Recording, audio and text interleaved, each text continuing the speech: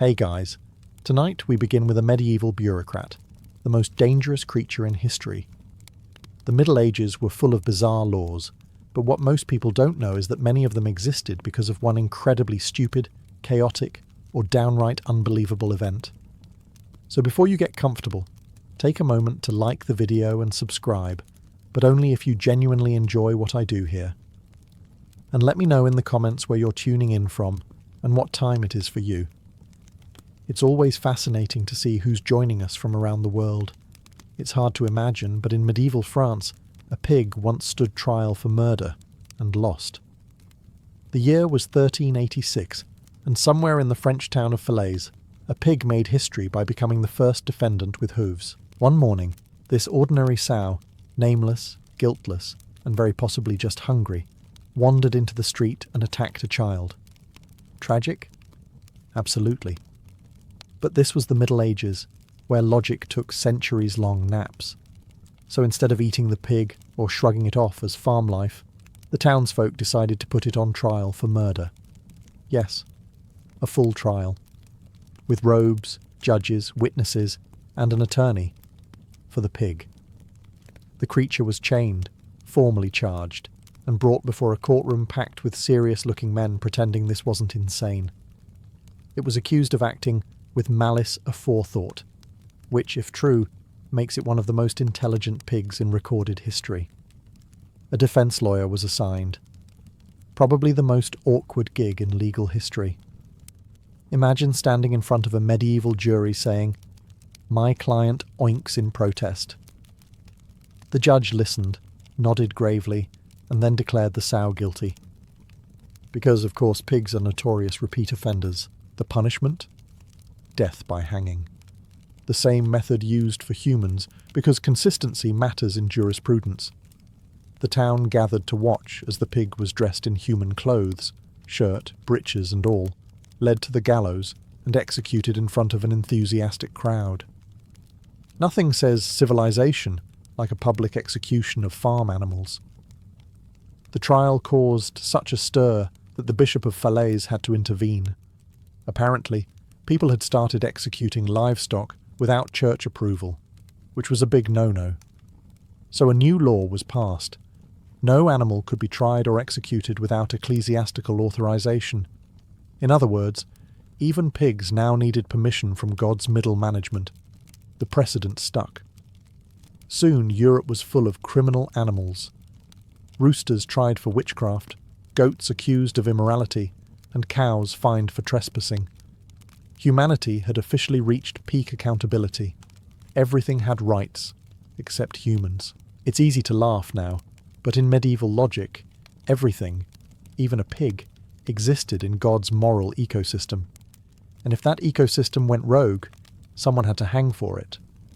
Unfortunately, that someone was usually bacon. If there's one thing the medieval era excelled at, besides dying young and inventing unnecessary laws, it was taking jokes too far.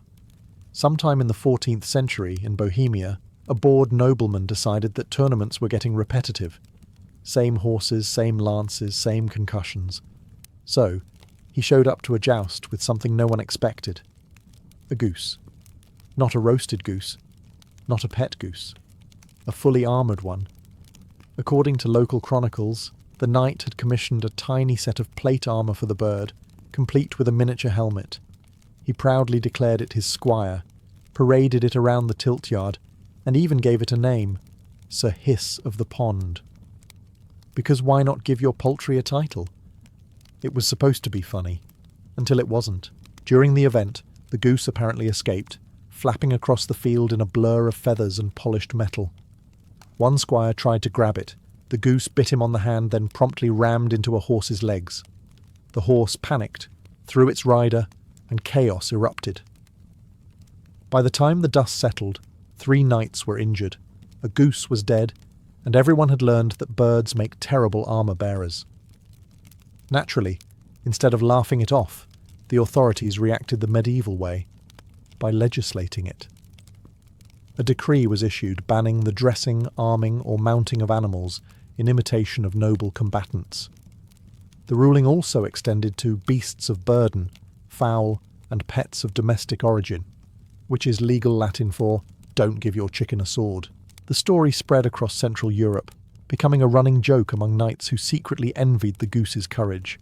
Some even claimed it was cursed, that the spirit of Sir Hiss haunted jousts forever, flapping invisibly over tilting fields, whispering, "You'll never be as brave as me." Still, the law remained on the books for decades. Future generations read it, utterly confused, and wondered what catastrophe could have inspired it. The answer, of course, was one very determined goose and one knight with too much free time. Proof that even in the Middle Ages, stupidity had wings. If you ever think your job is stressful, remember that in medieval Germany, people's hobbies involved riding 600-kilogram horses at full speed while holding a spear, and drinking heavily before doing it. In 1364, a nobleman named Count Heinrich von Schwarzburg showed up to a jousting tournament absolutely plastered. This wasn't unusual. Knights were expected to drink, partly because medieval water could kill you faster than the tournament itself. But Heinrich took it further. He insisted he fought better while spiritually fortified. He was, technically, right. He just forgot that the spirit part wasn't supposed to be literal. Accounts say he entered the arena swaying in the saddle, dropped his lance 3 times, and still shouted, "Let the glory of St. Michael guide my aim." Seconds later, he missed his opponent entirely and impaled a nearby monk who had been praying for everyone's safety, which is, you have to admit, darkly poetic. The scandal was immediate. The church was horrified, the crowd was entertained, and the monk, miraculously, survived, though he reportedly spent the rest of his life avoiding outdoor events. The local duke, realizing this could turn into another pig trial situation, called an emergency council. The result? A brand new law. No knight shall compete in tournament or trial of arms while under the influence of drink or fermented brew. It was Europe's first recorded anti-drunk driving regulation, except the vehicles were horses and the airbags were monks. Naturally, knights protested. They claimed alcohol calmed the nerves and steadied the hand, which might have been true if the hand wasn't holding a 14-foot spear. The church backed the ban, arguing that a sober knight honours God. The knights replied, "A sober knight loses sponsors." Thus began the great medieval debate between piety and party culture. Despite the law, enforcement was tricky. Jousting officials weren't exactly breathalyzers. The best they could do was sniff helmets. Still, the drunken joust decree became official law throughout the Holy Roman Empire. It didn't stop knights from drinking. It just made them more creative about when. And that's how one inebriated noble turned medieval chivalry into a cautionary tale. Proof that even in armour, stupidity finds a way. In medieval England, bread wasn't just food. It was politics you could eat. Every loaf, crust and crumb was regulated by law. Bakers had to follow the assize of bread and ale, which dictated size, weight, and price down to the ounce. But nowhere did it mention shape, until one ambitious baker ruined everything. Sometime in the 14th century, a baker in London decided to show off. Maybe he was bored, maybe he wanted attention, or maybe he just didn't understand the word humble. He baked a beautiful, round loaf, embossed with a decorative ring around the top. Unfortunately, that ring looked exactly like the king's crown. Within days, the loaf was a hit at the market. People called it the royal bread. One customer even joked it looked fit for His Majesty's table. In a society where sarcasm was a capital offence, that comment was enough to start an inquest. Word reached a royal official, who took one look at the bread and decided treason had entered the bakery. The baker was dragged before a magistrate, accused of mocking the image and authority of the crown through insolent baking, which, if nothing else, proves medieval lawyers had incredible imaginations. He was fined heavily and forced to stand in the stocks with his bread around his neck, the first known case of public carb shaming. To prevent any future bread-based blasphemy, Parliament issued a new regulation. No loaf was to bear royal or sacred resemblance in shape or design. In short, bake all you want, but don't get artistic. Creativity was now a crime. It's ridiculous, but this wasn't an isolated case.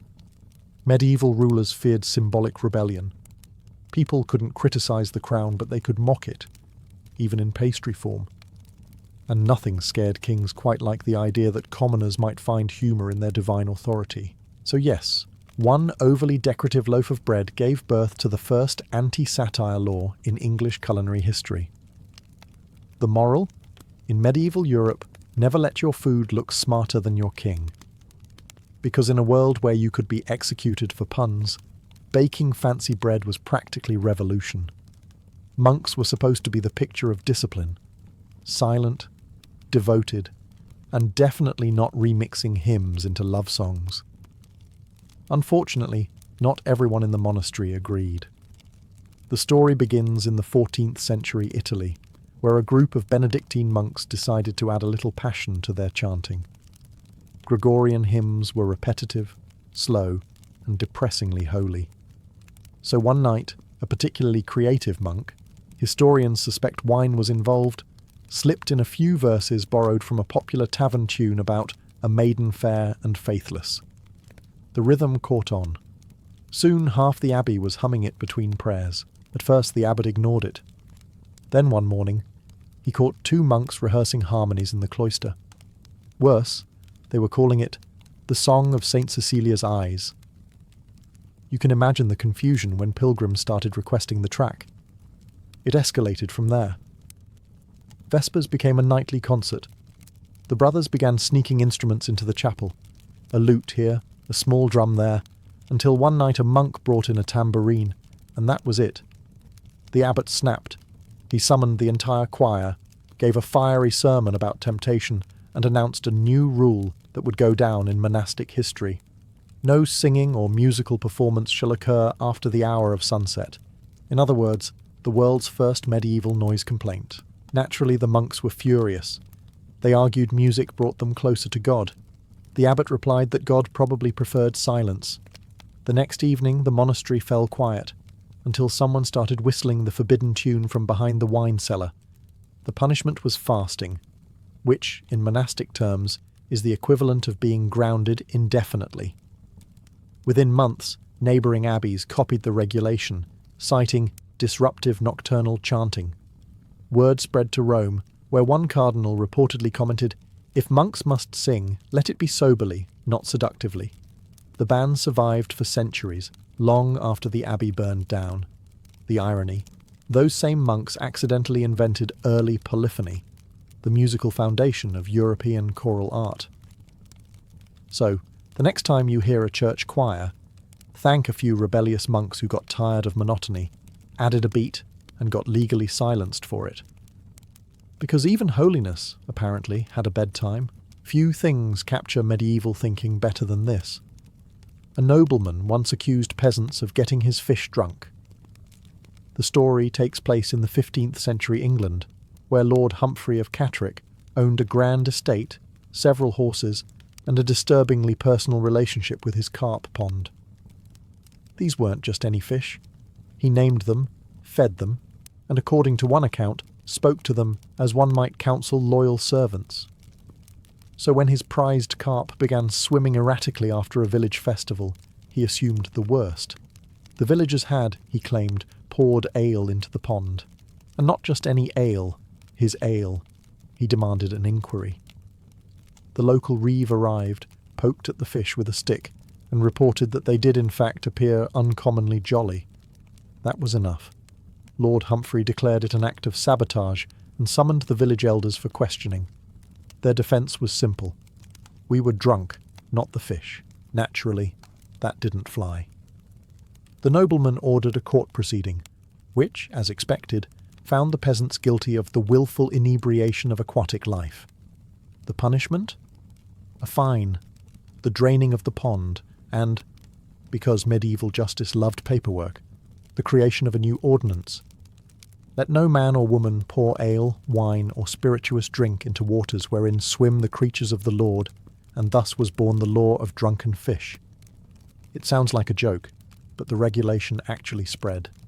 Neighbouring estates adopted similar rules, mostly because they didn't want their lords bothering Parliament with carp-related emergencies. It eventually became shorthand for "don't waste alcohol on animals," which, to be fair, is probably good advice. The best part? A later chronicler noted that the fish were perfectly fine. They'd simply been sluggish from heat, meaning an entire law was based on misinterpreting fish behaviour. In the end, the villagers paid their fine, the pond was refilled, and Lord Humphrey continued to refer to his carp as noble creatures of refined taste.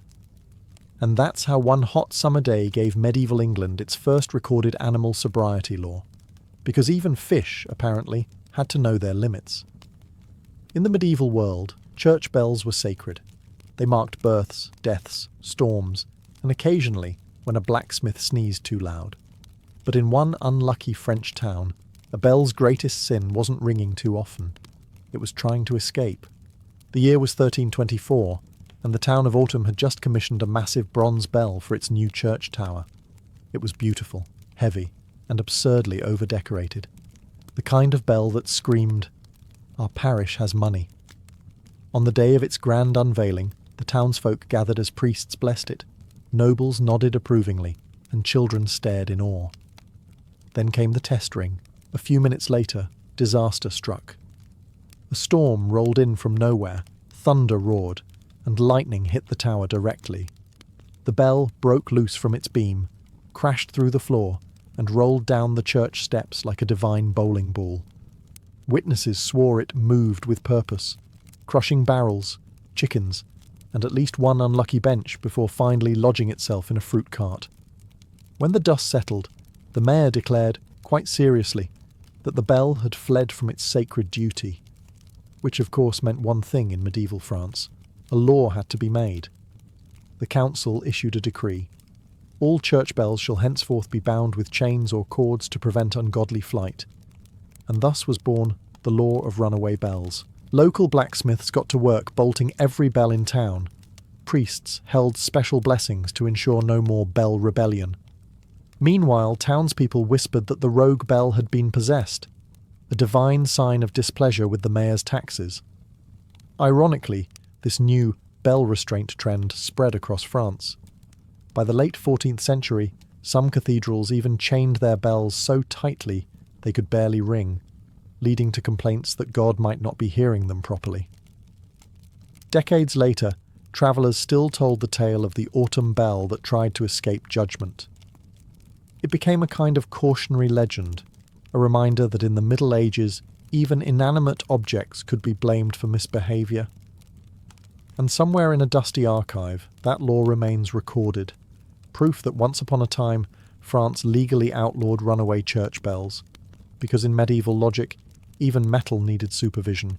You'd think medieval priests would have been too busy saving souls to swing swords. You'd be wrong.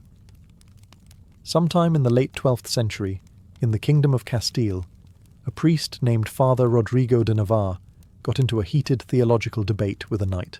The topic? Whether St. Michael could defeat a mortal warrior in single combat.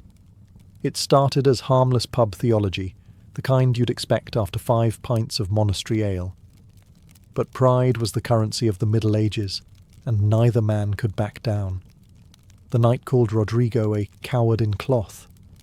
Rodrigo replied, "May God strike you down, or failing that, I shall."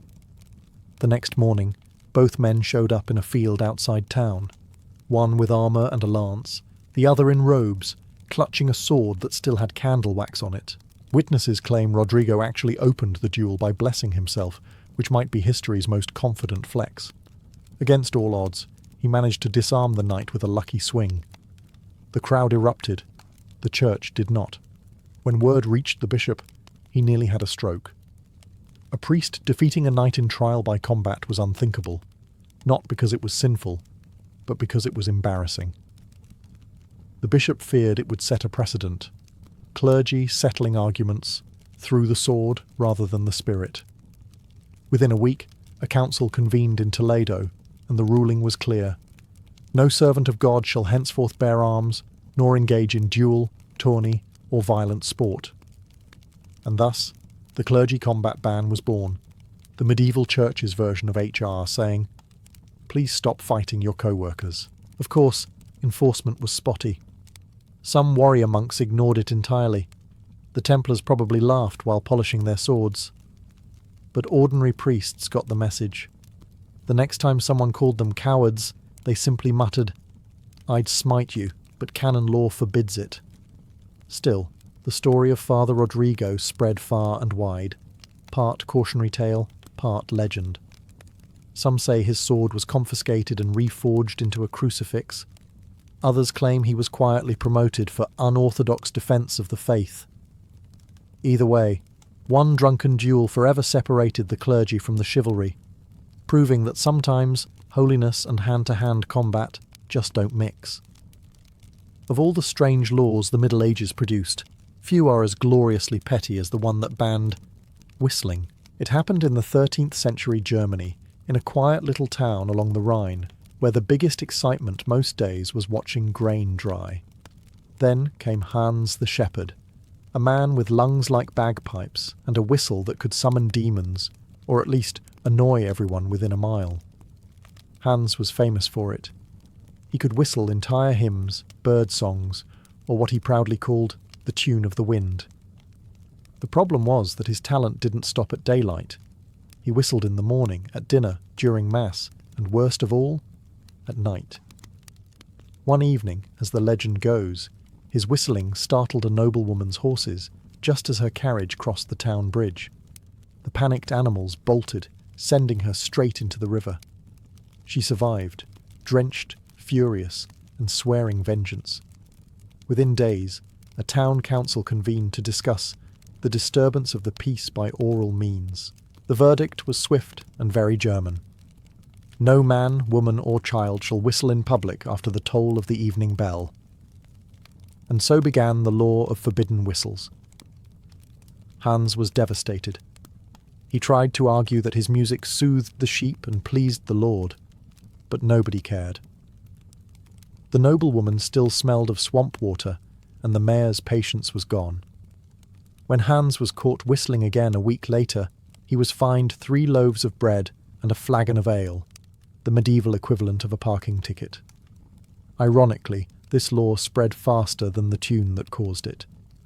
Other towns adopted it, citing noise pollution and moral disturbance. Some claimed that night whistling attracted witches, or worse, tax collectors. By the 15th century, entire German provinces had outlawed nighttime whistling altogether. The funniest part? Historians found a later note in one town ledger stating, "The silence is unbearable. The sheep now cry at night, so they repealed it." Partially. In short, one man's melodic obsession turned into 2 centuries of legally enforced quiet hours. Because in medieval Europe, even joy required a curfew. There are many reasons laws exist: to preserve order, prevent chaos, or, in this case, to stop one man from sanding wood in the nude. The story comes from the 15th century Prague, a city famous for its cathedrals, scholars, and apparently very confident carpenters. During a particularly hot summer, one craftsman named Marek the Builder was repairing a section of the city wall.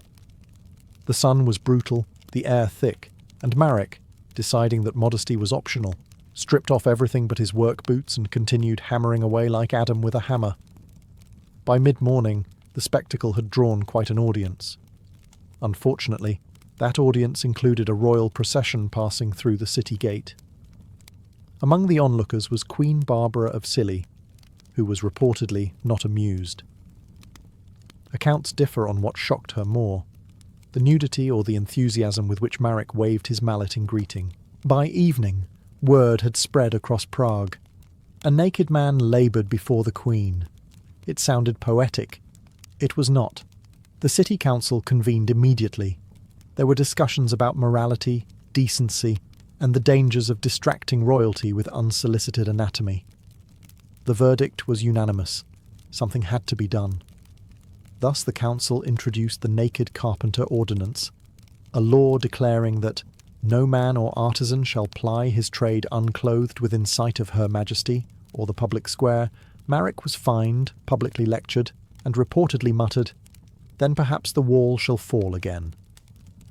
To prevent future offences, guildmasters across the city added a clause to their codes requiring appropriate attire during labour.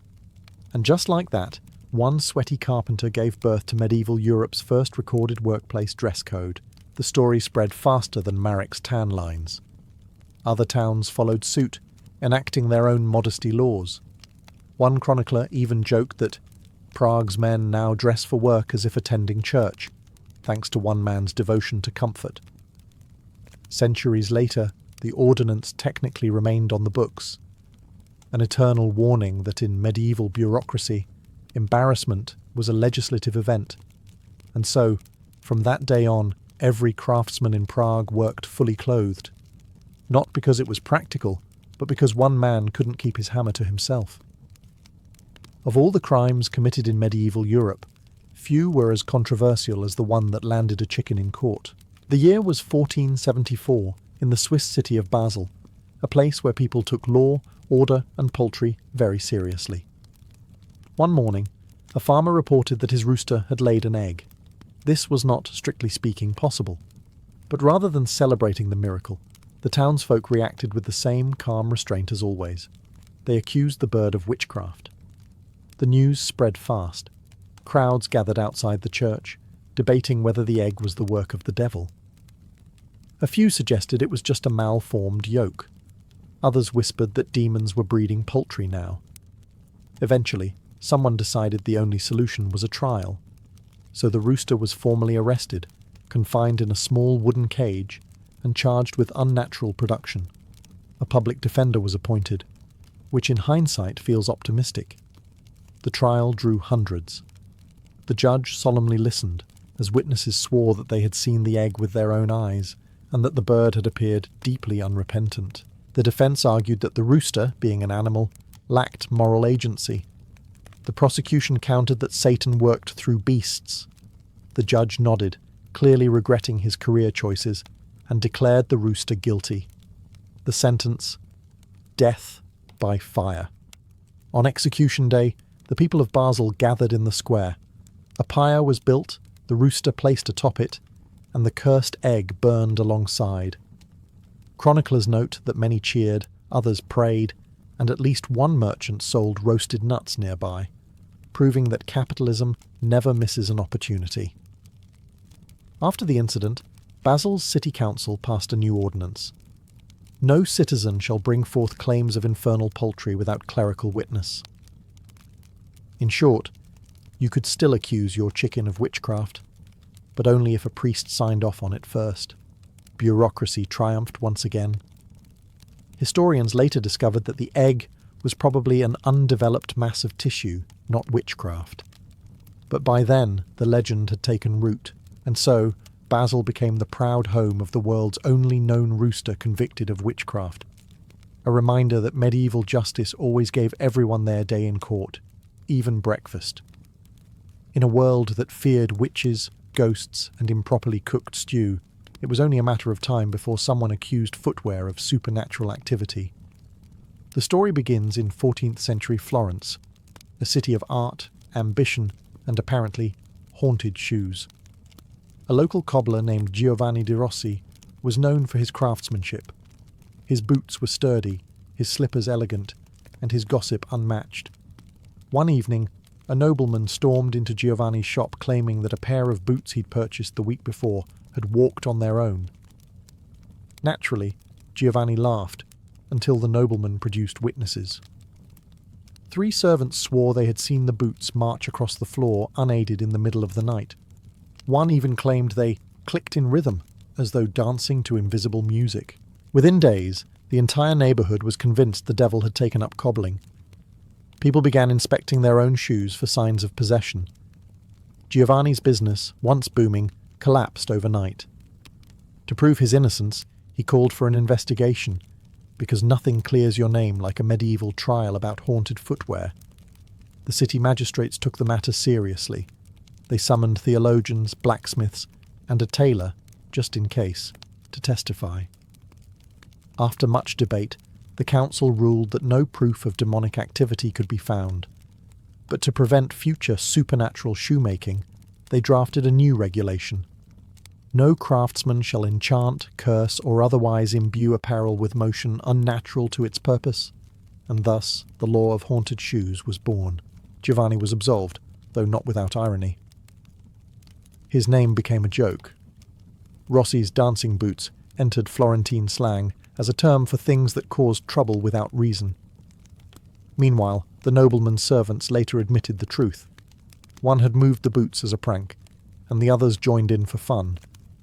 By the time they confessed, however, the law was already carved into the city's records. Centuries later, scholars stumbled upon the decree in the archives, sandwiched between prohibitions on noisy fountains and restrictions on overly scented candles. It's a reminder that in medieval Florence, reality was optional, but legislation was eternal. Because when superstition met government, even your shoes could end up on trial. If you've ever wondered how bureaucracy could possibly interfere with divine intervention, allow me to introduce you to the Church of the Middle Ages, where even miracles required paperwork. The story unfolds in 14th century France, in a small village near Limoges. A farmer named Etienne Dubois returned from Mass one morning claiming that his cow, yes, his cow, had begun weeping during a sermon. Real tears. He swore it was a sign from God, a message of compassion and repentance. His neighbours agreed. The local priest, however, did not.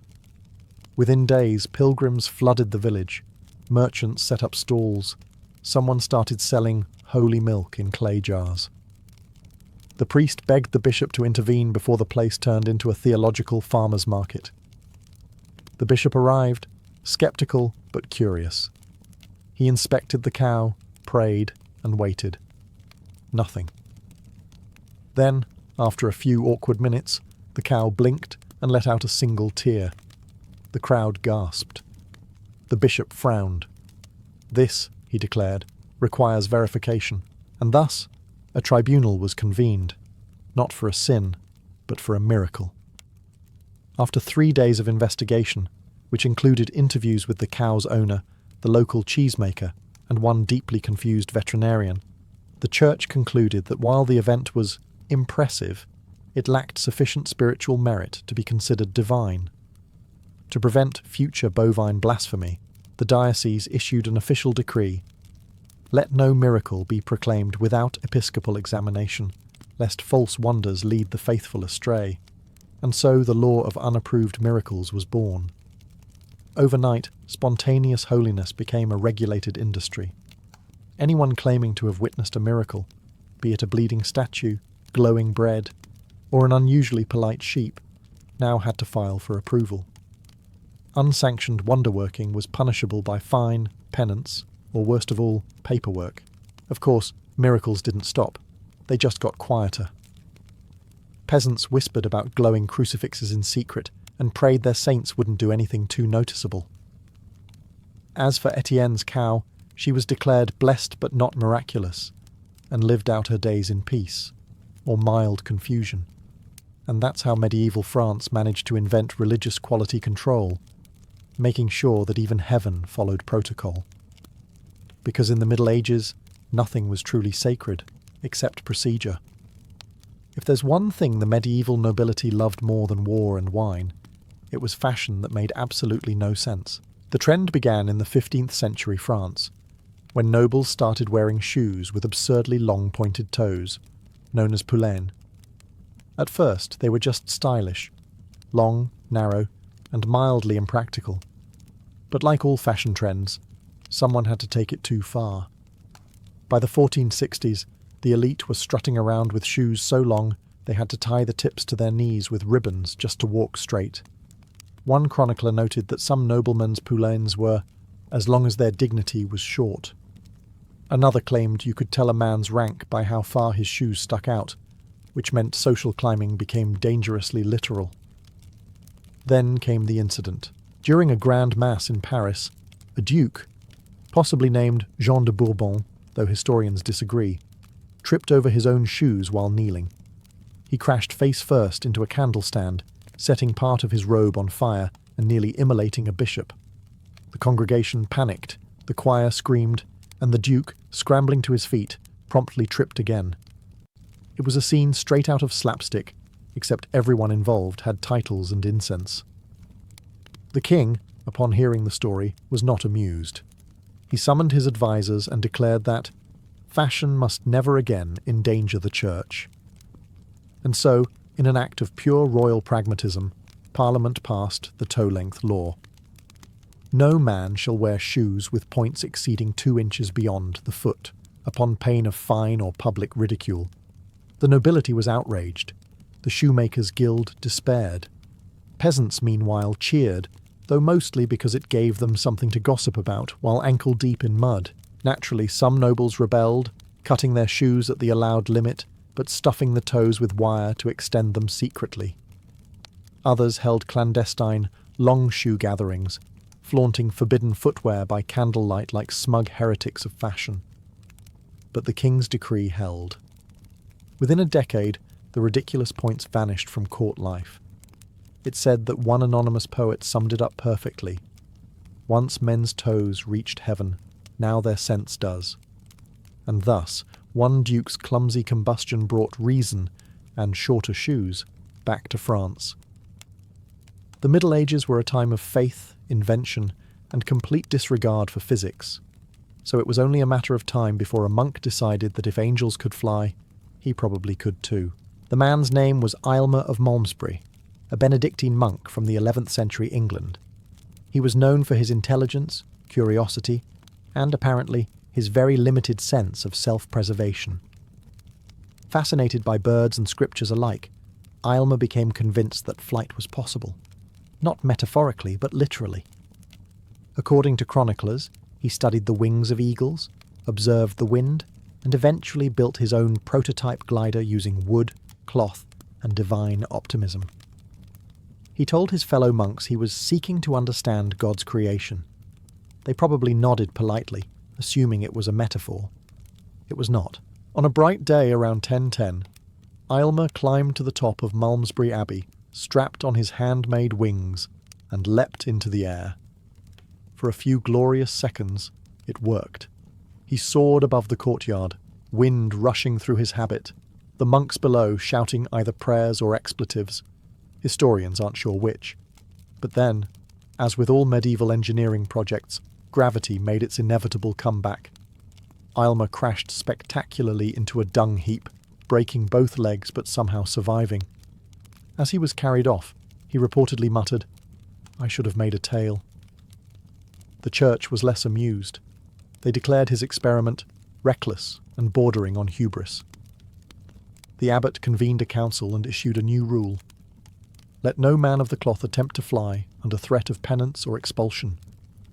And thus was born the ban on flying monks. From that day onward, monks were officially grounded, literally and spiritually. Aylmer, undeterred, spent the rest of his life predicting the return of Halley's comet, proving that even after nearly killing himself, he was still centuries ahead of everyone else. Ironically, his banned flight is now considered one of the earliest recorded attempts at human aviation, meaning a medieval monk technically beat Leonardo da Vinci to the skies by 500 years. But the church wasn't impressed. They'd seen enough flying men for 1 millennium, and so ended the age of airborne monks, not with a prayer, but with a very undignified landing. Power in the Middle Ages was a delicate thing, an illusion built on alliances, smiles, and secrets. Kings ruled by the sword, but those who truly survived learned to kill without ever unsheathing it. Poison became the invisible hand that shaped dynasties, the whispered alternative to open rebellion. It was cleaner than bloodshed, quieter than daggers, and infinitely more terrifying. A single drop of toxin could decide the fate of a kingdom before the first blade was ever drawn. At royal banquets, danger was served alongside roasted pheasants and spiced wine. Nobles laughed and toasted, but every sip was taken with quiet hesitation. The most powerful lords employed tasters, men or slaves whose only purpose was to die first if the food was tainted. Some survived for years, others only for a night. In great courts like Paris, Venice, and London, people didn't just fear their enemies. They feared their friends, their cooks, their wives. Poison was considered a refined art, one that belonged to those who understood subtlety. A sword killed the body. Poison destroyed the soul because it replaced trust with paranoia. To the ambitious, it was the perfect weapon. It left no witnesses, only rumours. It killed kings without rebellion, silenced rivals without war, and erased heirs without scandal. Its presence transformed the very etiquette of court life. The most innocent gestures, passing a goblet, kissing a hand, biting into fruit, became rituals of danger. Women wore perfume laced with toxins, noblemen carried rings with hidden needles, and even rosaries were rumoured to conceal deadly dusts. A courteous offer of wine could be a death sentence, a shared meal, an act of mutual suspicion. Yet poison was more than a weapon.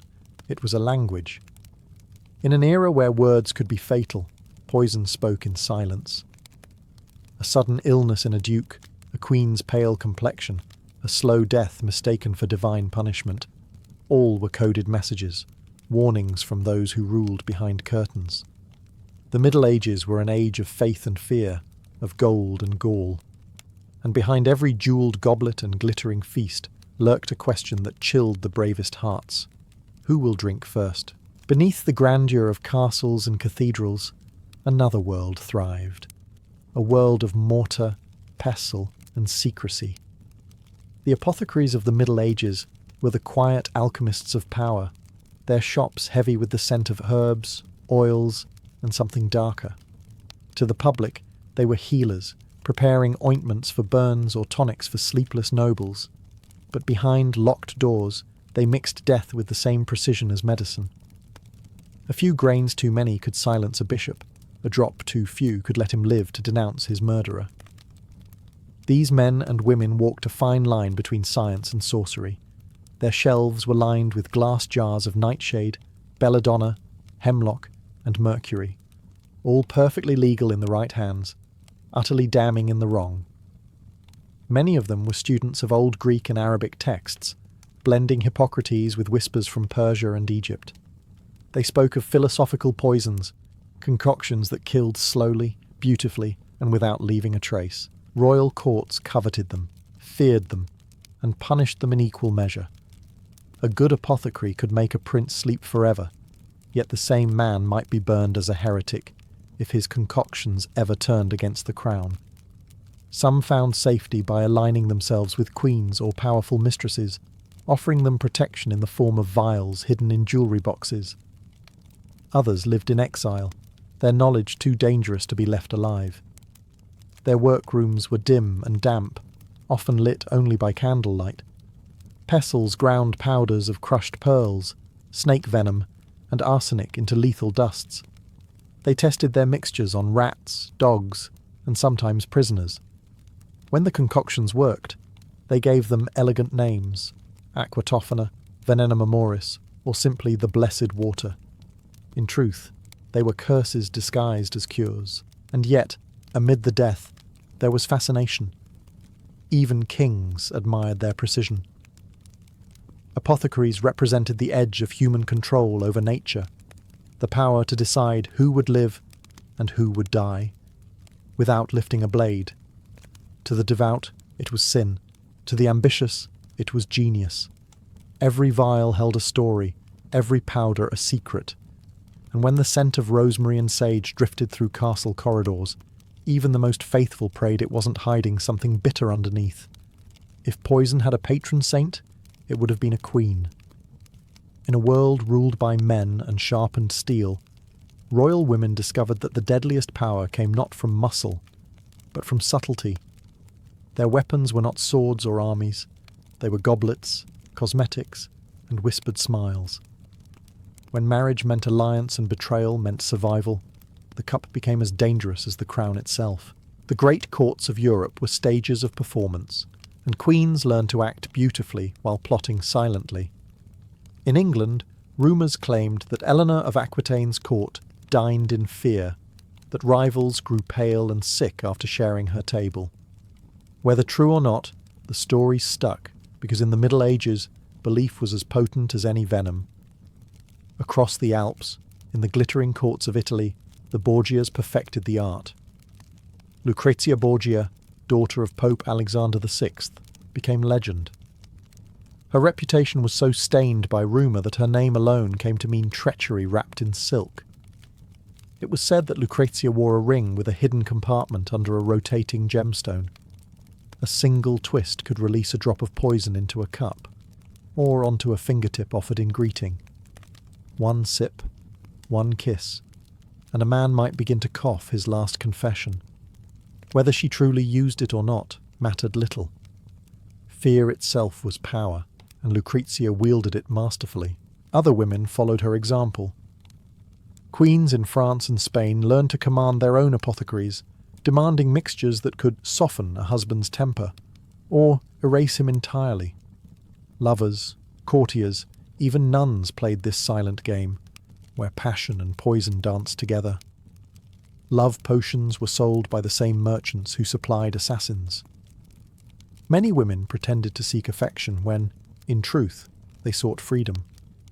And yet, for all their cunning, the risk was enormous. If caught, even royal blood could not wash away the stain of murder.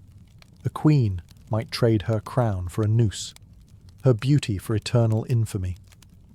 But in a time when every alliance was fragile, when men held the sword and the throne, these women found their rebellion in secrecy. In the shimmering depths of a jewelled cup, the art of poisoning relied on deception, on taste, texture, and timing. A deadly meal in the Middle Ages did not look suspicious. It looked delicious. Honey-glazed meats, imported wines, and candied fruits from distant lands all provided the perfect camouflage. Poison was tasteless to the careless, but a master assassin could make it part of the flavour. Cinnamon could mask arsenic, wine could hide belladonna, and thick soups could carry death as easily as salt. At royal tables, food became theatre. The kitchen was both a battlefield and a laboratory. Cooks were interrogated before banquets, tasters were summoned like priests, and the first bite of every dish was an act of courage. Some courts even introduced elaborate rituals.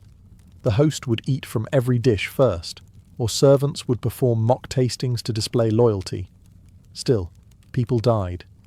And when they did, the symptoms, vomiting, seizures, fever, and delirium, were often blamed on divine punishment or bad humours. Few understood the science of poison, even fewer dared to question it. The poisoners, however, understood everything. They knew that timing mattered more than dose. Too fast, and suspicion rose. Too slow, and the target might flee or recover. The ideal poisoner aimed for elegance, death after a day or two, just enough time for rumours to grow and for enemies to make mistakes. Chronic poisons were especially admired.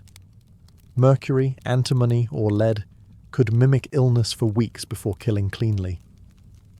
These slow deaths fooled even physicians, who often prescribed more of the very medicine that was killing their patient. One of the most notorious examples was aquatofana, a colourless concoction made of arsenic, lead, and belladonna. It was sold to noblewomen in small vials disguised as holy water from St. Nicholas's Church in Naples. A few drops in a husband's soup, and the widow could mourn with perfect innocence. Authorities eventually caught its maker, Julia Tofana, but not before hundreds, perhaps thousands, had died. And yet, the fascination endured. To poison in the Middle Ages was to manipulate fate itself, to play God with a spoon and a smile. Every banquet was a gamble, every toast a prayer. And as the candles burned low and the goblets clinked, death waited patiently among the silverware. By the late Middle Ages, poison had become so refined that its trade demanded organization. Not every killer used a blade. Some wore robes, counted beads, and pretended to serve God. Hidden beneath monasteries, apothecaries, and even cathedrals, secret networks of poisoners began to emerge, men and women who sold silence in bottles. These were the guilds that no king dared to acknowledge, though many quietly relied on them. The line between saint and sinner blurred within their ranks. Many of these poisoners began as physicians or herbalists, trained in monastic libraries where knowledge of plants was considered divine wisdom. They learned how to heal fevers, soothe wounds, and how to reverse the process entirely. A tincture of monkshood could purify a body. A dose of belladonna could send a soul to judgment. Some took holy vows by day and mixed venoms by night, believing themselves instruments of justice rather than murder. Church authorities knew, they always knew. But as long as the deaths served holy or political purposes, eyes were conveniently closed. The papal courts of Rome, the bishops of France, even the inquisitors themselves sometimes sought these holy apothecaries. A pope could not draw a sword, but he could bless a vial. And when heretics, rivals, or inconvenient nobles fell sick after a papal feast, no one dared to speak. The guilds communicated through coded prayers and symbols. A sprig of wolfsbane carved into wood might mark a safe house. Letters were written in recipes. Add 2 parts of trust, 1 of forgiveness, meant 2 drops at supper, 1 at confession. Even the confessional booth became a place of negotiation, where guilt and payment were both whispered in equal measure. But the church's shadow was not eternal. In time, scandals broke through. Bodies of cardinals and courtiers began piling up faster than grace could explain. Trials were held, but always in secret, always with missing witnesses. Some poisoners vanished into abbeys. Others, like the infamous nun of Hildesheim, were buried alive in cloisters to preserve their silence. Still, the knowledge survived. Because poison, unlike a sword, could not be confiscated. It lived in the mind, carried in prayers, hidden in the rituals of faith. And as the bells tolled over Europe's great cities, those who understood their meaning smiled, knowing death still knelt at the altar. Among the most tragic figures of medieval courts was the food taster, the human shield between monarch and poison. Their duty was simple: to eat, drink, and possibly die so their master might live. They were called gustatores in Latin, though in truth they were closer to sacrificial lambs. Every royal banquet began with their trembling hands. Every toast depended on their heartbeat. Some were slaves, others volunteers rewarded with coin or favour, but all shared the same fate, an existence one bite away from agony. The position demanded more than courage. It required knowledge. A skilled taster learned to detect subtle bitterness or metallic notes, the telltale signs of arsenic or mercury. They observed the colour of wine, the smell of stew, even the way steam rose from a cup. But poisons were evolving faster than their instincts. Some were odourless, others delayed. Many a taster declared a dish safe, only to die hours later alongside their employer. Tasters lived in constant anxiety, their nerves frayed by routine proximity to death. Some resorted to strange rituals, wearing charms of blessed herbs, reciting prayers before each meal, or even cutting themselves slightly before eating, believing the poison would bleed out. A few became half-alchemists, secretly drinking diluted poisons to build resistance, an early form of immunity that sometimes worked, but more often led to slow, painful deterioration. Despite their grim purpose, tasters were often treated as confidants. Kings trusted them more than their own physicians. Queens wept when they died, even if the tears were political.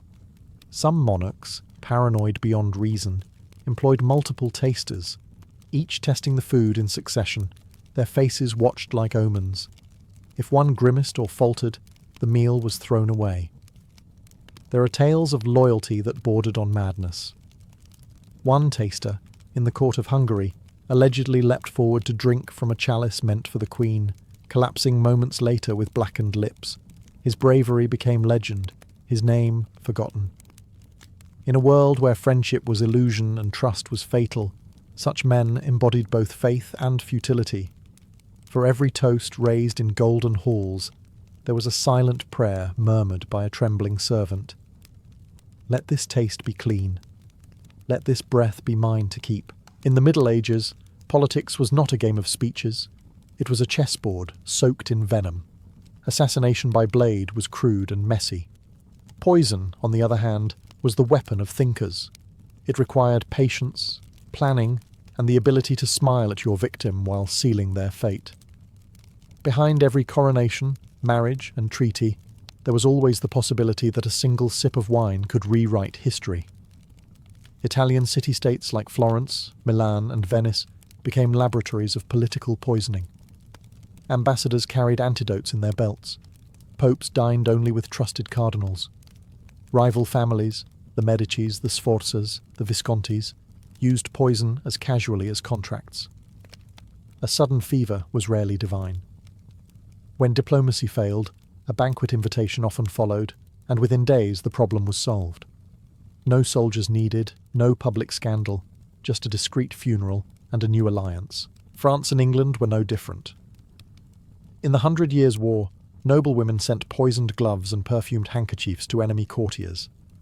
Henry VIII's court whispered endlessly about mysterious deaths. Anne Boleyn's rivals fell ill too often to be coincidence.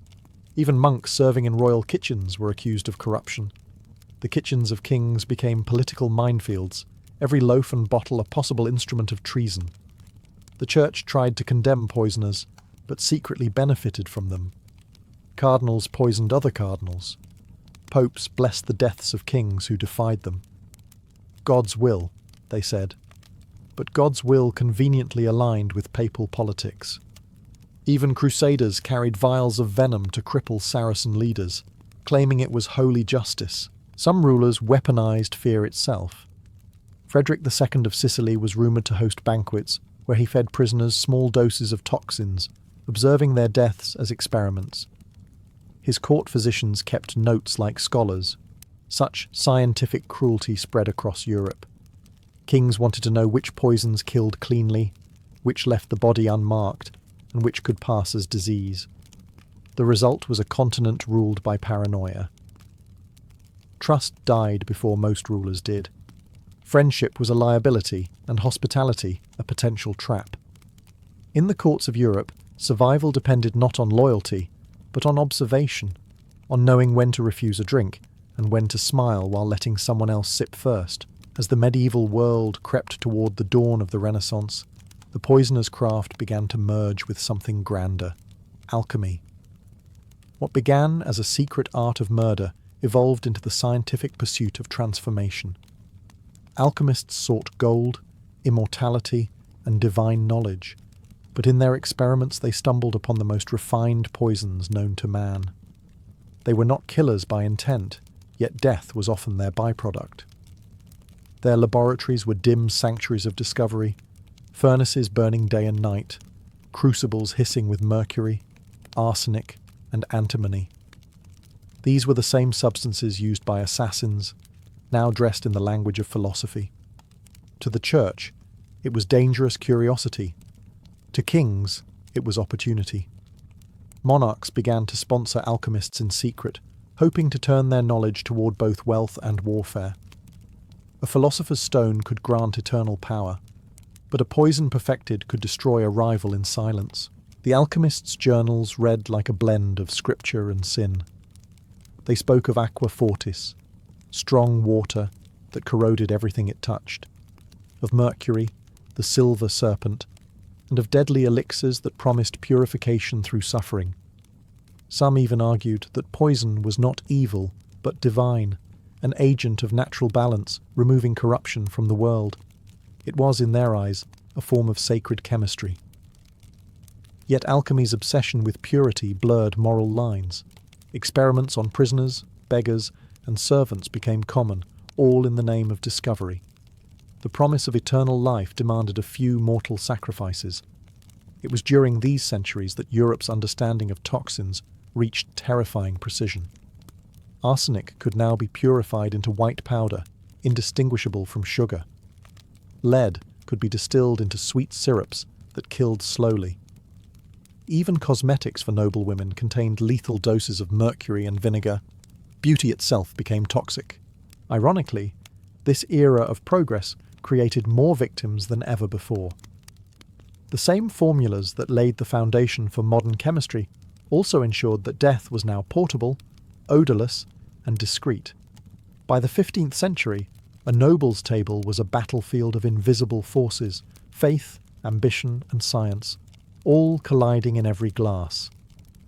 Alchemy promised enlightenment, but it left a darker inheritance, a Europe that had learned to kill not with swords, but with knowledge. By the late Middle Ages, Europe was exhausted, not from war, but from suspicion. Poison had crept into every corner of life, staining love, politics, and even faith. The glittering courts of kings and queens became dens of quiet fear. Every banquet was a gamble, every friendship a potential death sentence. The old virtues, honour, loyalty, hospitality, had been replaced by caution, antidotes, and the art of pretending. Trust, once the heart of courtly life, was now a luxury few could afford. Noblemen drank only from their own cups, carried personal knives, and travelled with physicians skilled in antidotes. Marriage, once a bond of power, became a contest of endurance. A queen's kiss could be fatal. A husband's toast could be the final betrayal. Lovers met in secret, but always kept their goblets apart. The more glittering the court, the more hollow its laughter became. Rumours thrived where evidence could not. A bishop's sudden illness was whispered to be divine punishment, or perhaps a rival's ambition. A count's pale complexion, a duchess's fainting spell. These became gossip currency, traded between courtiers like poisoned coins. Everyone had a theory, and no one had proof. Poison had achieved what no army ever could: total psychological conquest. Even the apothecaries, those silent masters of the craft, began to vanish. Their art, once a whispered trade, became too dangerous to practice openly. Some fled to distant provinces, taking their knowledge with them. Others were captured and tortured for secrets they refused to give. The Inquisition condemned them as servants of Satan, but secretly used their recipes in interrogation chambers. Death had simply changed uniforms, from royal robe to monk's cowl. And yet, amid the paranoia, there was an odd kind of respect. Poison had become the ultimate symbol of sophistication, intellect, and restraint. It killed with elegance, demanded precision, and punished arrogance. It was not the weapon of the brute, but of the mind. As the Middle Ages faded and the Renaissance dawned, the art of poison did not die. It adapted. New poisons would emerge under new names, dressed in perfume, medicine, and progress. The age of knights had ended, but the age of intrigue had just begun. Because, as every survivor of that era knew too well, power never shouts. It whispers in a cup. They came from the edge of the world, men of ice and iron, born where the sun barely rose in winter. The Vikings had already carved their legend into the coastlines of Britain and Francia, but by the late 10th century, their longships turned eastward, gliding through the black waters of the Baltic and into the great rivers of Rus. What they sought was not new land to settle, but new masters to serve, and new fortunes to claim. These were warriors, shaped by hardship. They had grown up in frozen fjords, trained since childhood to wield axe and shield with effortless brutality. Their world was ruled by honour, blood, and silver. Raiding was survival. Loyalty was a contract paid in gold. So when word spread that far beyond Kiev lay a city of marble and gold, Constantinople, the queen of cities, they listened. It was said the Byzantine emperor himself hired northern mercenaries as his personal guard, men who would answer to no general, no local noble, only to the throne itself. The journey was long and merciless. They followed the great rivers, the Dnieper and the Volga, hauling their ships overland, battling storms, wolves and steppe raiders. Many died before ever glimpsing the Aegean. But those who survived reached a world unlike anything they had ever imagined. Where the north offered ice and pine, Constantinople dazzled with domes of gold, perfumed markets, and cathedrals that touched the clouds. To the Byzantines, these Norsemen were both terrifying and useful. They were giants in furs, speaking a language no Greek could understand, wielding axes that could split armour like butter. Yet beneath the savagery was discipline, the kind forged by endless battle. The emperor recognized something rare in them: loyalty that could not be bought twice. For while Byzantine generals might betray and intrigue, the northerners had one simple rule: serve faithfully and die with honour. Thus, from the ashes of Viking raiding rose something far more enduring: the Varangian Guard. They were not mere mercenaries. They became symbols of fear and devotion, foreign sentinels guarding the heart of an empire. And in the glittering corridors of Constantinople's great palace, their axes gleamed not with blood, but with imperial authority. To reach the heart of Byzantium, the Vikings had to carve a path through an entirely different empire, the land of the Rus. This region, stretching from the forests of Novgorod to the plains of Kiev, was ruled by Norsemen who had settled generations earlier, blending with Slavic tribes and building kingdoms along the rivers. They were kin to the Varangians, descendants of Rurik and Oleg, Vikings turned princes who had traded their sails for crowns. The route they controlled, the famed way from the Varangians to the Greeks, became the lifeline between the cold north and the dazzling south. Through this corridor, longships drifted past misty banks and wooden fortresses. The Dnieper River became both road and trial. Its rapids, called the Dnieper Cataracts, were feared even by seasoned sailors. Warriors had to drag their ships across rocks, while hostile tribes watched from the tree line, waiting to strike. A single ambush could end an expedition before it ever saw profit. But the lure of Byzantine gold outweighed fear, and so, year after year, Norsemen risked the journey. At the heart of this route stood the city of Kiev, ruled by the Grand Prince. It became a trading hub where furs, slaves, honey and amber were exchanged for silks, spices and coins stamped with the emperor's face. Here, Byzantine envoys and Viking chieftains haggled under banners that mingled the cross and the hammer of Thor. Many Varangians swore service in Kiev first, fighting for the Rus' princes before moving south to seek the emperor's favour. By the time they reached Constantinople, they were no longer mere raiders.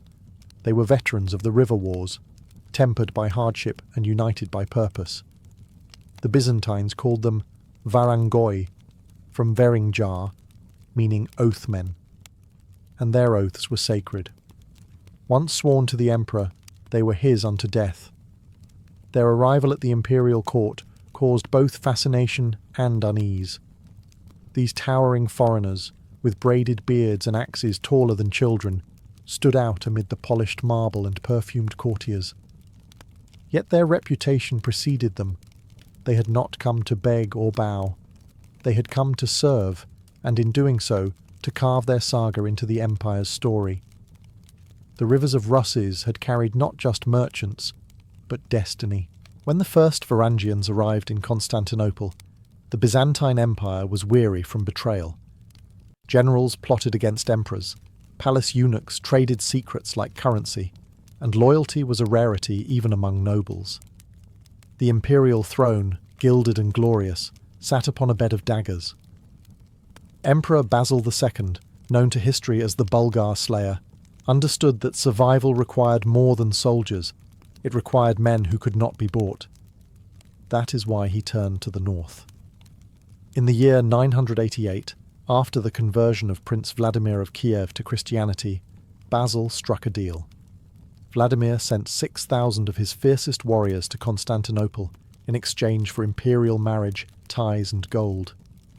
These men, battle-hardened and untamed, became the foundation of the Varangian Guard. From that moment, they were bound by oath to the emperor himself, loyal to him alone, even above the empire they served. Their pledge was sacred, sealed not by parchment, but by blood and faith. The Varangians swore to defend the emperor's body and throne with their lives, to stand against all enemies, foreign or domestic. They were exempt from Byzantine politics, their loyalty ensured by distance and culture. They spoke little Greek, cared nothing for the squabbles of court factions, and followed orders with unflinching precision. In battle, their presence was unmistakable. Towering figures in chainmail, wielding massive axes that gleamed like silver, they fought not in tight formations but as living storms, sweeping through enemy ranks with brutal efficiency. To see a Varangian in motion was to witness both chaos and discipline intertwined. Chroniclers describe them as the Emperor's thunder, men who brought silence where rebellion dared to speak. The Byzantines admired and feared them in equal measure. They drank heavily, fought fiercely, and demanded their wages in hard coin, not promises. Yet when the palace gates closed, the emperor could sleep knowing the men outside his door were incorruptible. For centuries, that trust would hold. Thus was born one of the most loyal brotherhoods in medieval history, a foreign army guarding an ancient empire. The Byzantines gave them gold and glory. The Varangians gave them fearlessness, steel, and silence. It was not a mere alliance, it was a covenant of survival. To the Byzantines, the Varangians were both soldiers and symbols, living proof that the emperor's reach extended even into the frozen north. They were called pelakiphoroi, axe-bearers, for their weapon of choice, the great two-handed Dane axe. Forged in the traditions of the Viking North, it was not a tool of finesse but of finality. A single swing could cleave through armour, bone, and shield alike. In the marble corridors of the palace, its mere sight was enough to silence conspirators. The Varangians stood apart from every other Byzantine regiment. Their size and ferocity made them a spectacle in an empire of ceremony. Clad in chainmail and fur, with round shields painted in Norse patterns, they towered over the court eunuchs and diplomats who scurried beneath the domes of Hagia Sophia. Foreigners they might have been, but to the emperor they were purity incarnate, unmixed by Byzantine corruption, untempted by gold or flattery. Their loyalty was absolute, but their wrath was legend. In battle, they were the emperor's final word. When rebellion erupted or enemies breached the walls, the Varangians were unleashed like a divine storm. They did not negotiate. They did not retreat. Contemporary chroniclers wrote that their charges fell upon the foe like wolves upon a flock. Even Muslim and Western armies, when facing Byzantium, recorded their terror at the northern giants with axes like moonlight. Training for such men was not gentle. New recruits, often from Scandinavia, Iceland, or later from Anglo-Saxon England after the Norman conquest, had to prove themselves through endurance. They drilled endlessly under the burning Anatolian sun, learning Byzantine formations, shield techniques, and palace protocol. Yet they never lost their northern edge, the brutal efficiency of warriors raised on sagas and storms. When they guarded the emperor in procession, their axes glinted in the sun, a reminder to all that divine authority had muscle behind it. And when they fought in distant campaigns, in Syria, Sicily, or the Balkans, they carried the empire's banner with the same devotion they had once shown to Odin. In their hands, the Viking spirit found a new home, not in raiding or conquest, but in service to the world's richest throne. The axe of the north had become the shield of the east. The Varangians were not palace ornaments. They were warriors first, bodyguards second. When the empire went to war, the emperor brought his northern guard to the front lines. They were his assurance that no matter what happened, his command would stand. The chronicles of the 10th and 11th centuries are scattered with their deeds, where their axes bit deep into both Christian and Muslim foes. Their baptism of fire came during the campaigns of Emperor Basil II, the Bulgar slayer. Against the Bulgarians, the Varangians became instruments of relentless vengeance. They fought through the rugged mountains of the Balkans, hacking through ambushes and fortresses alike. The Bulgarians called them blue-eyed demons, tireless, merciless, unstoppable. When Basil finally defeated the Bulgarians and blinded thousands of prisoners, the Varangians formed a wall around him, their faces as cold as their homeland. They did not question his cruelty. They enforced it. Over the following decades, they marched with Byzantine armies into Asia Minor, Sicily, and southern Italy. Wherever the emperor's banner appeared, the Varangians followed, their long axes flashing amid Greek lances and Armenian archers. At the Battle of Cannae in 1018, not to be confused with Hannibal's ancient slaughter, they helped crush the Lombards and Normans, proving that the warriors of the north could adapt to the cunning warfare of the Mediterranean. Their courage was matched only by their appetite for treasure.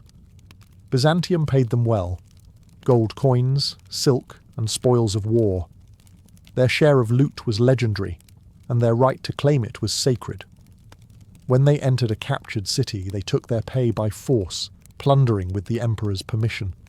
Their devotion was fierce, but it was not selfless. To a Varangian, loyalty and reward were two sides of the same coin, but their most dangerous battles were not always fought on open fields. At times they had to defend the emperor from his own people, rebellious generals, treacherous nobles, and mobs of Constantinople itself. When the capital erupted in riots, it was the Varangians who stormed the streets, axes dripping with both foreign and Greek blood. In war and peace alike, they became Byzantium's iron heartbeat, and with every campaign, their legend spread, from the icy fjords of Norway to the sunlit domes of Constantinople. By the mid-11th century, a new breed of warrior arrived to swell the Varangian ranks. After the Norman conquest of England in 1066, thousands of Anglo-Saxon warriors, dispossessed, bitter, and battle-hardened, fled across Europe in search of a new master. They had lost their homes, their kings, and their pride at Hastings. But in the east, they found redemption. The Byzantines called them Englino-Varangoi, the English Varangians, and soon they outnumbered the Norse themselves. Their journey was desperate and long. Bands of exiles made their way across the continent, fighting as mercenaries in foreign wars until they reached the glittering gates of Constantinople. There, the emperor welcomed them eagerly. To him, they were ideal recruits, disciplined, devout Christians who shared the Varangian reputation for loyalty and courage. The English swore the same ancient oath, to serve the emperor unto death, and were absorbed into the guard as if born to it. They brought with them their own traditions, the long, broad-bladed axes of England, battle songs from Wessex and Mercia, and a deep hatred for the Normans who had taken their homeland. Many saw the Byzantine emperor as a kind of lost Arthur, a sovereign worthy of their blades. Chroniclers described them as lions of the north, fierce and mournful men who fought as if each battle might cleanse their defeat at Hastings. In time, the Varangian Guard became a tapestry of northern blood, Scandinavians, Englishmen, Danes, and Icelanders serving shoulder to shoulder beneath the double-headed eagle. They still drank hard, swore loud, and fought with terrifying precision, but they had also become something new, a brotherhood without homeland. Byzantine poets wrote that their voices echoed like thunder in the corridors of the great palace, and that their laughter shook the marble columns. They guarded emperors, crushed rebellions, and even served as ambassadors abroad. Yet among themselves, they remained fiercely independent, keeping their sagas and runes alive in secret halls within the city. The Anglo-Saxon Varangians gave the guard new energy, new numbers, and new grief. They were men who had lost everything except their code. In Constantinople, that code found purpose once again: iron loyalty, honest service, and vengeance cloaked in discipline. For an exiled warrior, no reward was greater than honour restored in a foreign empire. To the outside world, the Varangian Guard seemed like a band of mercenaries. But within the marble walls of Constantinople, they were far more, a symbol of divine protection. They guarded not just an emperor, but the idea of the emperor. To stand among them was to stand between chaos and civilization itself. Every Byzantine ruler knew that his throne might one day crumble beneath intrigue or invasion. Yet as long as the Varangians stood by the palace gates, no dagger could strike him unawares. Their duties went far beyond the battlefield. They stood watch at every imperial ceremony, coronations, triumphs, processions through Hagia Sophia. Draped in armour of gold and blue, their axes resting upon their shoulders, they looked less like men than statues come to life. Foreign envoys who entered the palace often wrote home about them. Towering northerners with blonde beards and eyes like frozen rivers, whose silence was more terrifying than any threat. When they struck their axes upon the marble floors in salute, the sound echoed through the entire palace like a thunderclap of loyalty. Inside those same halls, they guarded the emperor's private chambers, his treasury, and the sacred relics of the empire. The keys to those doors were not trusted to eunuchs or nobles, but to the Varangians. They slept near the emperor's quarters, ready to die before allowing harm to reach him. When an emperor died, it was the Varangians who sealed the gates, ensuring a peaceful succession, or at times, enforcing a violent one. Their loyalty was to the throne, not the man who occupied it. Yet their discipline was not purely obedience, it was pride. To serve in the guard was the greatest honour a northern warrior could achieve. Many spent their wages on gifts for their families back home, sending Byzantine gold across the seas. Others retired to estates in Greece or Anatolia, blending into local life.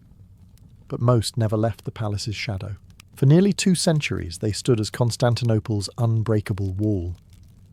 When enemies stormed the capital, they were the last to yield. When emperors were crowned, they were the first to kneel. The Varangian Guard was not merely the emperor's shield, it was his soul in steel. Loyalty in Byzantium was a fragile thing, but the Varangians gave it weight in steel. When others betrayed, they avenged. When generals rebelled, they executed. Their reputation as incorruptible guardians made them both revered and feared, because when an emperor fell, it was often the Varangians who delivered the final blow.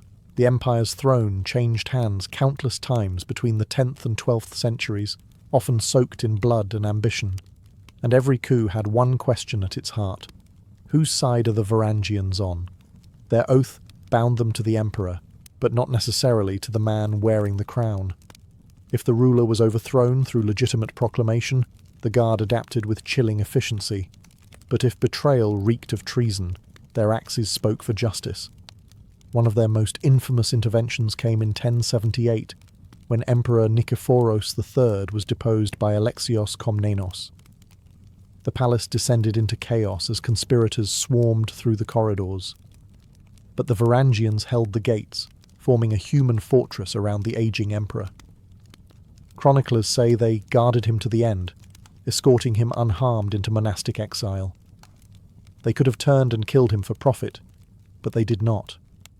They obeyed the law of loyalty, not politics. Yet there were darker moments.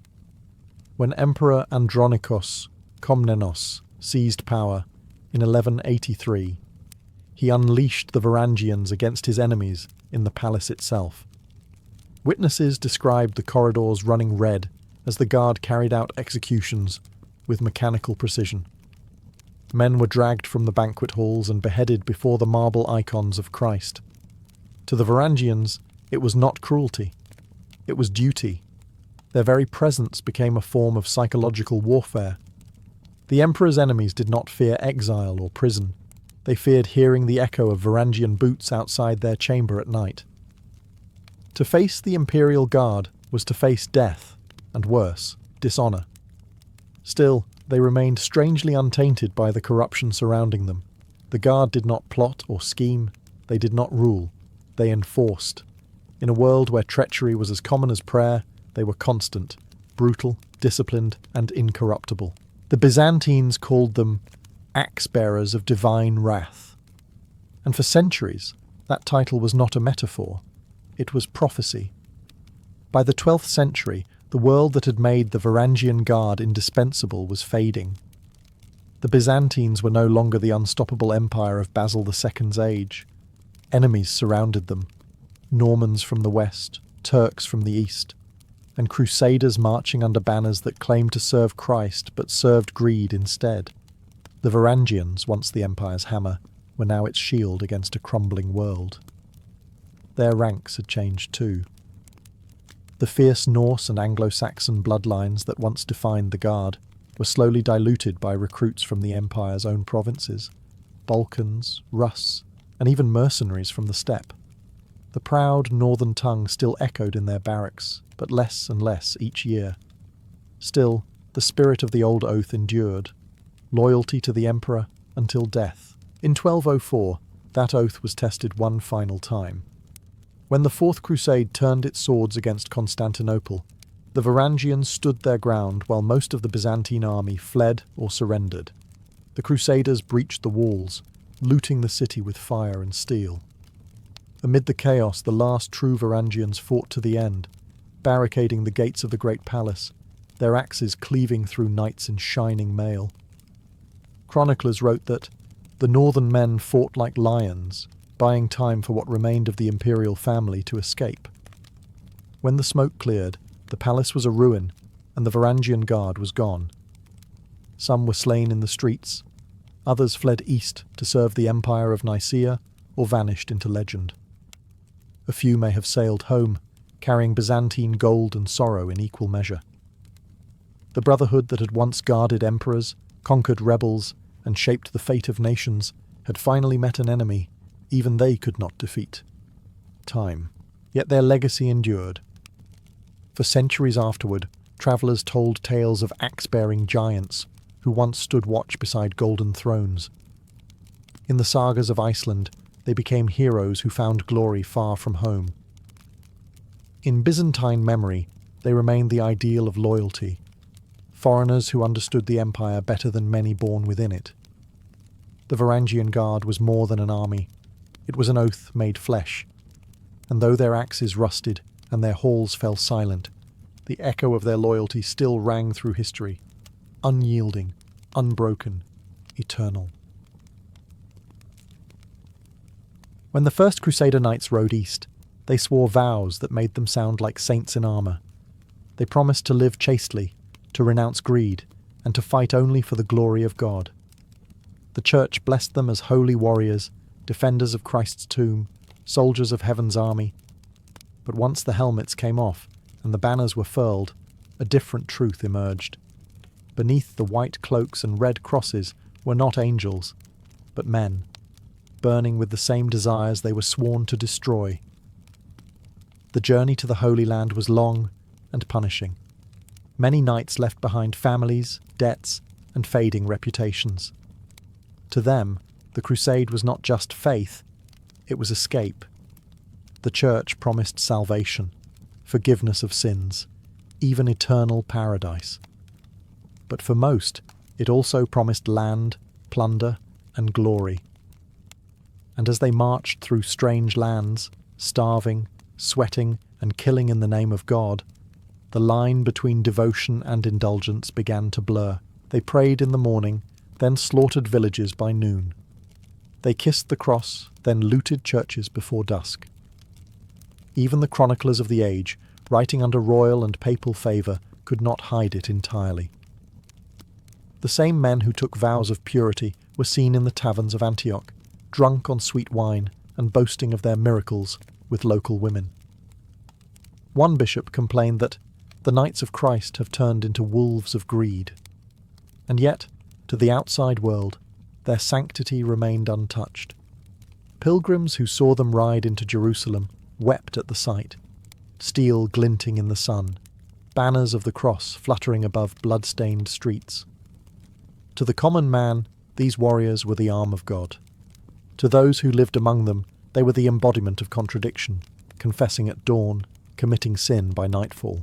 Behind the sermons and songs of holy victory, there existed a quieter, darker rhythm, the rhythm of indulgence. The Church might call it weakness, but for many knights, it was survival.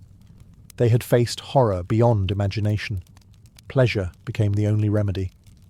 And so, the Holy Mask remained intact, a shining facade of purity covering the rot beneath. They fought for God, yes, but they lived, and often died, for themselves. Jerusalem, the city of God, was supposed to be the heart of holiness. Yet under Crusader rule, it often resembled a marketplace of temptation. By day, pilgrims from every corner of Christendom filled its streets with prayers and processions. By night, the same alleys pulsed with laughter, wine, and flesh. Where relics were sold by priests, pleasure was sold by women.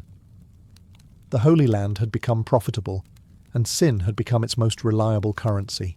Brothels stood only a few streets away from the Church of the Holy Sepulchre.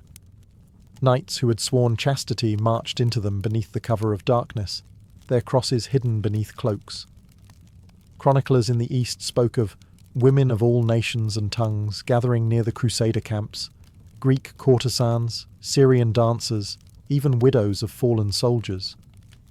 They served not only as comfort, but as business. Some brothels paid taxes directly to the Crusader lords who frequented them. Chastity, like everything else in the Holy Land, had a price. Wine flowed just as freely. Imported from Cyprus and the ports of Italy, it filled the taverns that lined the markets of Acre and Tyre. Soldiers drowned their guilt in it, boasting of victories and sins alike. Gambling tables stood beside shrines. Dice rolled while monks chanted in nearby chapels. Even relic sellers, those who claimed to trade in the bones of saints, were often little more than swindlers, peddling sheep bones dipped in incense. For the common pilgrim, it was dizzying. Here stood the tomb of Christ, surrounded by whores, merchants, and drunken knights. Preachers tried to warn the faithful, calling the Crusader states Sodom reborn. But few listened. Too much gold flowed through those streets, and too many soldiers preferred indulgence to repentance. The irony was not lost on anyone. The same men who had crossed continents to cleanse Jerusalem of sin were now the ones keeping it alive. The city that was meant to redeem them became their undoing. And yet, amid all this corruption, they still prayed. They confessed, kissed their crucifixes, and rode into battle believing God still favoured them. Perhaps he did, or perhaps he merely watched, silent, as his warriors bought salvation by day and pleasure by night. For all their vows of poverty, many Crusader knights became merchants of sin in armour. War had opened trade routes across the Mediterranean, and with them came temptation. Gold, spices, relics, and lies. The Holy Land was supposed to be the meeting point of heaven and earth. Instead, it became the world's most lucrative black market.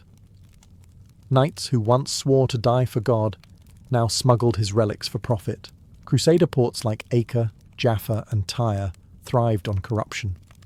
Ships flying the cross unloaded not pilgrims and supplies, but barrels of stolen wine, silks looted from Byzantine churches, and perfumes from Muslim caravans. Some knights sold sacred icons to Venetian merchants who resold them to churches in Europe as genuine relics of the saints. Others carried fake holy artifacts, splinters of the true cross, vials of Christ's blood, or bones of St. Peter, and made fortunes deceiving pious buyers.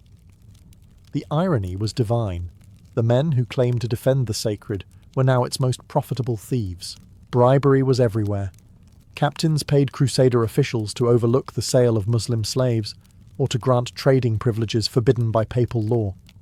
Even bishops joined the racket, blessing ships that smuggled goods straight from Muslim ports. The church thundered against greed from afar, but its local representatives often took their cut in gold. A few crusading orders, like the Templars and Hospitallers, tried to maintain discipline, but many of their rank-and-file brothers found ways to enrich themselves while preaching poverty. At night, the harbours of Acre shimmered with torchlight as cargo was unloaded in silence. Knights disguised as dockhands supervised shipments of spices and silver. By dawn, they knelt at Mass, crossing themselves as if no sin had passed their lips. Pilgrims, dazzled by the splendour of the holy city, never suspected that the same men guiding them to the holy shrines had been fencing stolen relics hours before. The crusade had begun as a spiritual war, but for too many, it became a business venture wrapped in scripture. Christ's soldiers, one chronicler wrote bitterly, sell his cross to pay for their whore. The greatest treasure of the Holy Land was no longer faith, it was profit. For all their prayers and pilgrimages, the Crusader knights were men of flesh before they were men of faith. Celibacy was the rule, but it was rarely the reality. Surrounded by temptation in foreign lands, the holy warriors who had sworn to resist lust often surrendered to it willingly.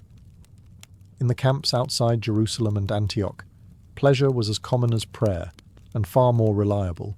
Women followed the armies wherever they went. Some were local prostitutes seeking safety among the knights. Others were camp followers from Europe, wives, widows, or women who disguised themselves as servants to survive. Chroniclers complained that the Crusader camps reeked of sin, filled with tents where warriors confessed their lust one night and repeated it the next.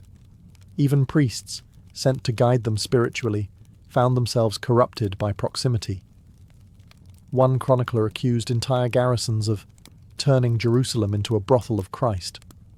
The church tried to fight back with rules. Edicts forbade knights from bringing women into their camps. Soldiers caught in adultery were threatened with excommunication, but in practice, no one enforced it. Commanders needed their men calm and loyal, and nothing soothed a restless army like the promise of a woman and a cup of wine after battle. Not all the knights sought mere pleasure. Some built entire secret households in the east. They took Syrian or Armenian mistresses, fathered children, and lived like lords of a new world. In the Crusader states, where law bent to power, the church turned a blind eye as long as the tithe was paid. These unions blurred boundaries, creating generations of half-European children who carried both the sword and the scent of incense. Meanwhile, brothels flourished under military protection. A portion of their earnings even went to support garrisons, turning lust into an unofficial form of taxation. To the cynical, it was simply another way to fund the war. To the knights, it was survival in a land where death could arrive any dawn. Their banners bore crosses, their oaths swore purity, but their knights told another story. In the Holy Land, faith was armour for the soul, but the body always found a way to win. If the Crusades began in piety, they were sustained by profit. Every holy banner concealed a purse, and every oath of service hid a transaction. A knight might ride for the glory of God, but he expected payment in gold, land, or power. The Pope promised heaven, but the lords of Jerusalem promised estates, and that, for many, was the true gospel. Corruption ran like blood through the veins of the Crusader states. Bribes decided everything: appointments, supplies, even absolution. Commanders paid for papal forgiveness in advance, a convenient arrangement known as sin credit. Soldiers extorted money from pilgrims under the guise of protection fees. Bishops who preached against greed during Mass spent their afternoons counting their cut of the spoils. In the name of purity, the holy warriors bled the Holy Land dry. Crusader castles became banks before Europe had banks.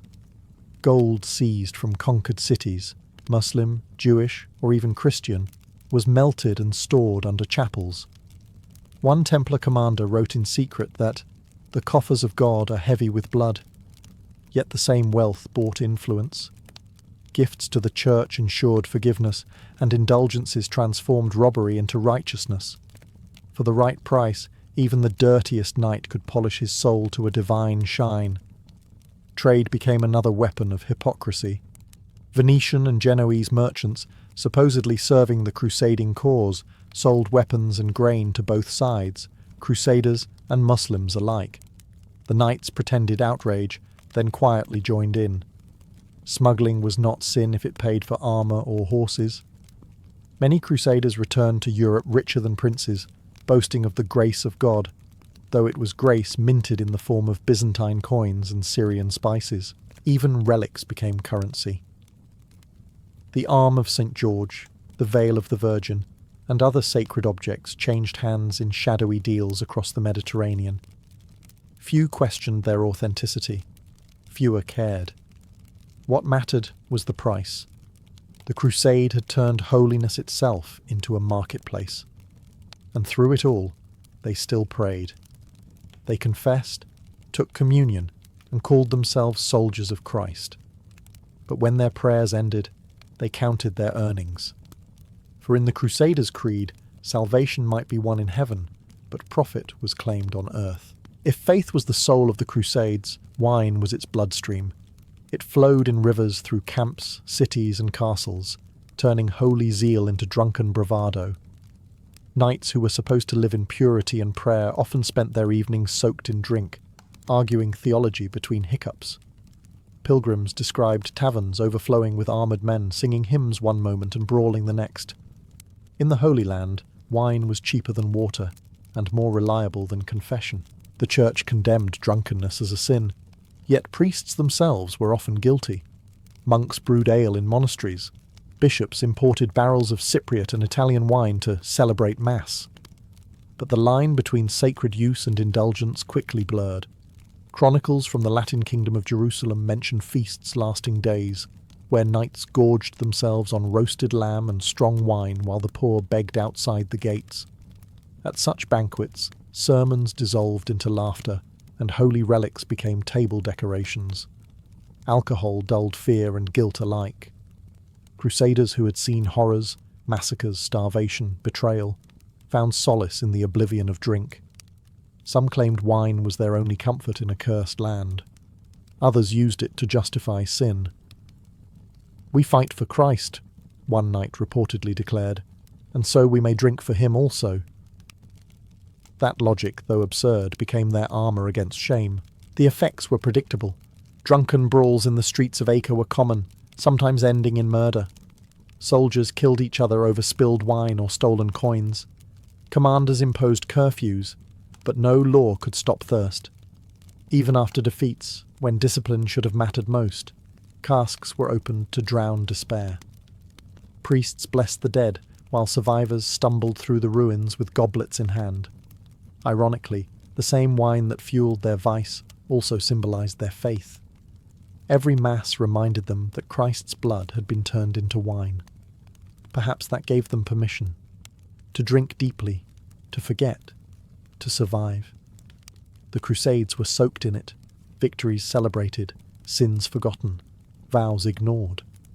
The cross might have been their banner, but the bottle was their comfort, and as the centuries passed, the line between communion and corruption faded completely. They came to shed blood for Christ. But most nights, they only spilled wine. If sin was their habit, then piety was their disguise. The Crusader knights became masters of appearances, publicly humble, privately indulgent. Every act of vice was followed by a gesture of faith, a confession, a donation, a pilgrimage within the pilgrimage. They knew the art of cleansing their image better than their souls. And in a world where holiness could be bought, forgiveness was just another transaction.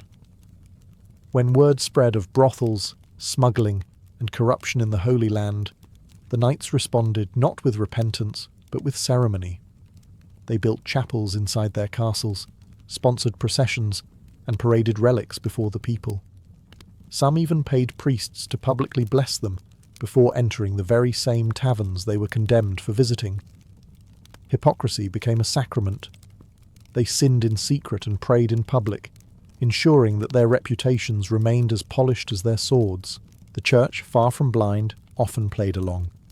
The crusading orders, the Templars, Hospitallers, and Teutonic Knights projected an image of saintly discipline, but behind monastery walls, politics, rivalry, and greed flourished.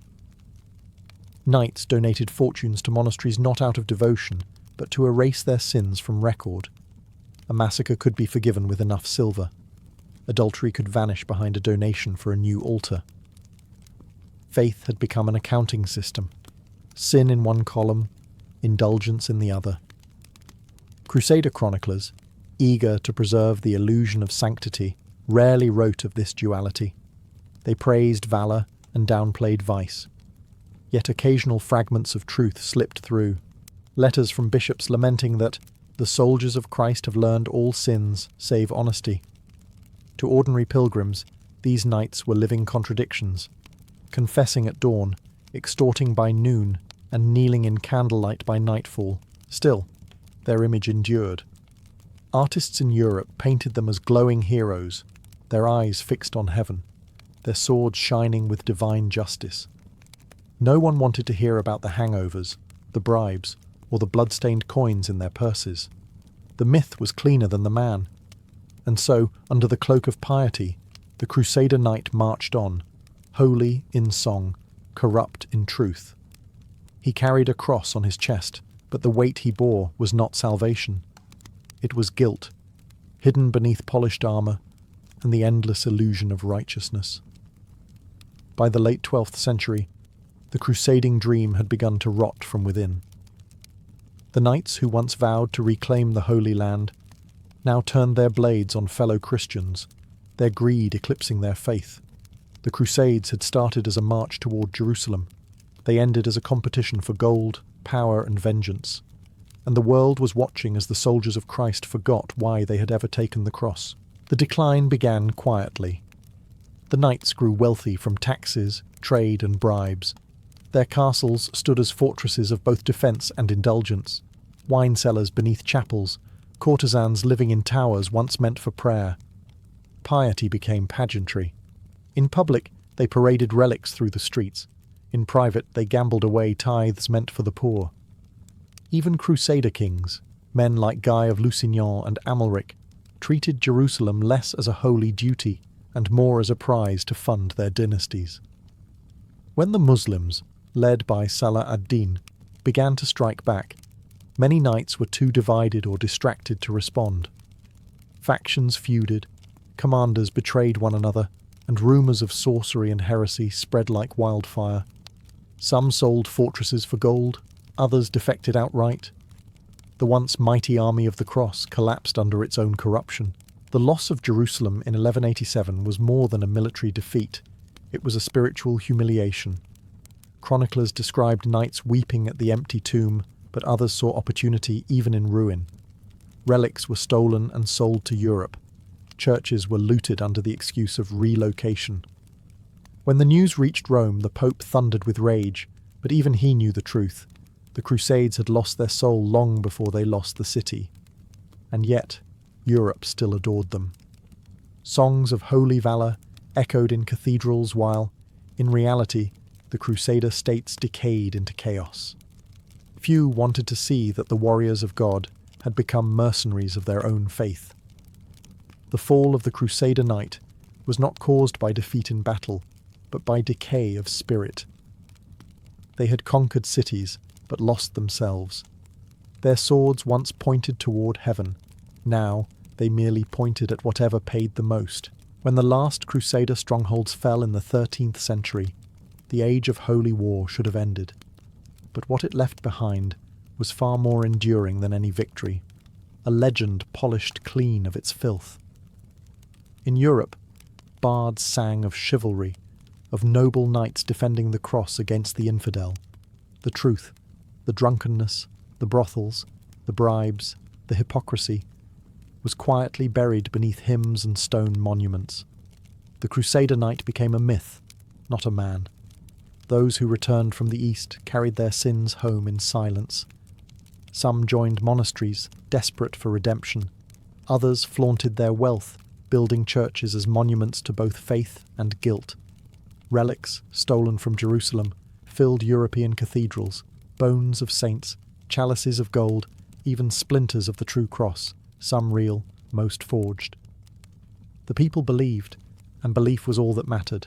The Church, eager to preserve its legacy, turned the Crusades into morality plays. The knights' vices were rewritten as temptations overcome, their crimes as tests of faith.